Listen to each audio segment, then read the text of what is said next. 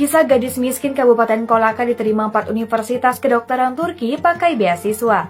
Banyak jalan menuju Roma, pepatah itu diyakini Nurul Ismi Ramadhani, perempuan asal Sulawesi Tenggara. Dia tak menyangka jika dirinya diterima di 4 universitas kedokteran Turki. Bagaimana tak haru dan bangga, gadis yang tinggal di Kabupaten Kolaka itu berhasil mengabet 4 universitas internasional dalam waktu yang bersamaan. Ceritanya pun menginspirasi banyak anak-anak muda di negeri ini. Lantas, bagaimana kisah perjalanannya?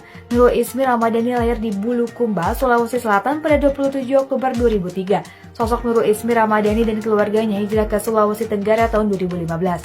Berawal dari kebangkrutan kedua orang tuanya, Nurul Ismi Ramadhani atau biasa dipanggil Ismi memutuskan pindah ke Kolaka. Mereka berjuang bertahan hidup hingga mereka harus tinggal di kontrakan yang kecil di Tahoa, Kecamatan Kolaka. Keluarga Ismi harus berjuang keras di mana sang ayah menjual buah-buahan dan telur. Tapi tidak berjalan semanis harapan. Ismi dan kedua adiknya sudah berusaha membantu ayahnya dalam berjualan. Mereka berjuang untuk bertahan hidup. Syukurlah ibu dari Ismi adalah pegawai negeri sipil atau PNS yang mencukupi biaya hidup sehari-hari. Ismi tidak pernah menyerah menggapai mimpinya untuk menjadi dokter meski sambil membantu ayahnya berjualan.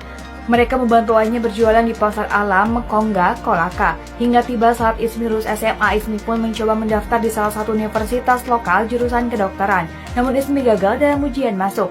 Tapi dengan tekad yang kuat, Ismi tidak menyerah untuk mencoba mendaftar di universitas lain. Harapanmu muncul saat pengumuman bahwa Ismi diterima pada 4 universitas kedokteran Turki.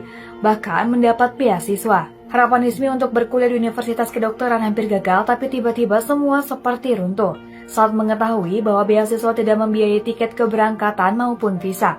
Apalagi ayahnya yang divonis sakit ginjal membuat gadis kelahiran Bulukumba ini semakin bersedih ingin menyerah dengan keadaannya. Ismi bersujud kepada Allah meminta petunjuk. Apakah semuanya akan berakhir sampai di sini ya Allah? Kata dia dalam doanya. Ternyata kedua orang tua Ismi bersepakat menjual kendaraan untuk membiayai keberangkatan dirinya ke luar negeri. Jangan terlalu pikirkan ayahmu, kejarlah mimpimu yang masih panjang dan cerah, katanya saat mengingat kembali ucapan sang ayah. Ismi menangis dan bersyukur, langsung memeluk kedua orang tuanya bahwa mimpinya untuk berkuliah di kedokteran akan segera terwujud. Ismi juga berpesan kepada anak-anak muda di Indonesia agar tak mudah menyerah, apalagi kendalanya adalah ekonomi. Banyak jalan untuk menuju Roma, kata Ismi.